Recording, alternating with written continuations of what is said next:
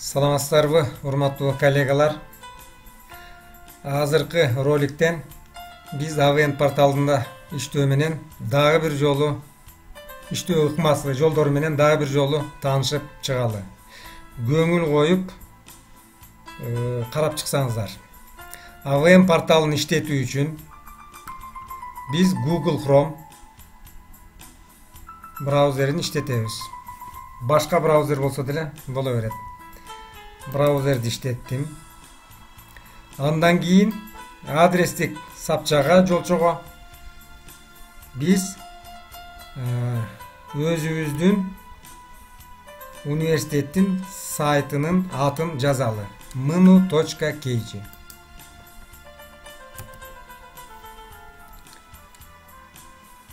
Так, мына биздин сайт ачылды. Андан кийин төмөнүрөөк жагында карасаңыздар Центр дистанционного обучения МНУ деп баннер турат. Ушул баннерди бассак биз порталга оңой жол менен киребиз. Андан кийин мына көрүп турасыздар, образовательный порталга кирүү үчүн атайын логин паролду сурап атат. Логинге биз өзүбүздүн логинибизди жазабыз. Андан кийин паролду жазабыз. Вход кнопкасын басабыз. Демек биз иштей турган AVN порталдын негизги жумушчу терезеси экранга чыкты. Бул жерде көрүп турасыздар, главная форма деген терезечеден биз кайсы окуу жылы керек болсо ошол окуу жылды тандайбыз. Бул учурдагы окуу жылы. Андан кийин семестрди, кайсыл семестрде сабагыбыз болсо ошол семестрди тандайбыз. Андан соң өзүбүздүн предметти тандайбыз. Группаны тандайбыз. Кайсыл группада ал предмет өтүлөт. Форма контроля деген саптан экзамен дегенди тандайбыз. Эске салып коелу, ар дайым бизде ушул экзамен деген вариант тандалат. Форма контроля. Мына могул жерден сиздер көрүп турасыздар, связь со студентами деген терезеден биз ошол группадагы студенттердин тизмесин көрүп турабыз. Лекцияны жөнөтүш үчүн биз алдын ала кимдерге жөнөтөбүз, ошолорду тандап алышыбыз керек. Биз эми группанын баарына жөнөтөбүз, ошондуктан мультивыбор деген жерге галочканы коебуз, жана выбрать всех деген кнопканы басабыз. Демек бардык студенттер тандалды. Биз эми ушул студенттерге лекцияны жөнөтө берсек болот. Лекция жөнөтүш үчүн могул жерди карагыла, без файла деген жерден стрелка, төмөн караган стрелканы басып, лекция деген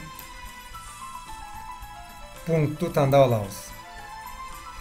Негизи бардык эле материалдарды биз Word форматында жазып, ушул лекция деген пунктту тандап туруп жөнөтсөк болот. Выберите файл дейбиз, себеби биз лекциябызды тандашыбыз керек. Карасаңыздар, файл не выбран деп жазуу чыгып турат. Демек, файлды тандашыбыз керек. Выберите файл деген кнопканы тандасак, бизге баягы өзүбүздүн компьютердин ичиндеги файлдарды көрүүгө мүмкүндүк берилет. Демек, рабочий столдон болсо, рабочий стол же болбосо башка жактан болсо, башка жактан биз дисти жана башка нерселерди тандап алсак болот экен. Азыр мен рабочий столдо турат лекциялар, ошон үчүн рабочий столду тандап, ошол лекция сакталган папканы ачтым. Андан кийин керектүү лекцияны тандайбыз. Мына көрүп атасыздар. Бул баягы Word'төгү открыть командасына эле окшош аткарылат. Андан кийин открыть кнопкасын басабыз. Мына могул жерге ошол биздин лекция чыгып калды. Байкап карап турсаңыздар. Эми лекция тандалгандан кийин лекция менен бирге эле студенттерге кичине көрсөтмө жазып койсоңуздар болот. Эмне жасаш керек, кандай тапшырмалар берилет, эмнени талап кыласыздар. Мен дагы ошондой бир текст жазып коеюн. Лекцияны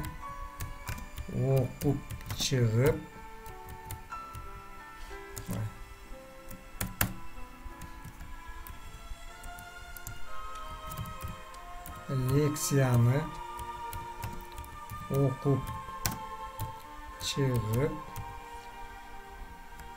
кыскача конспектилегиле деп коеюн. Кыскача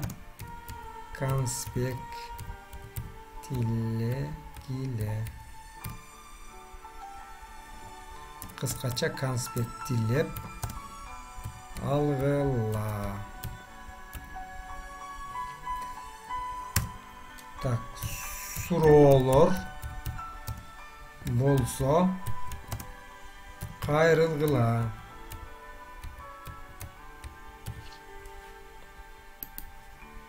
Порталдан кайрылгыла.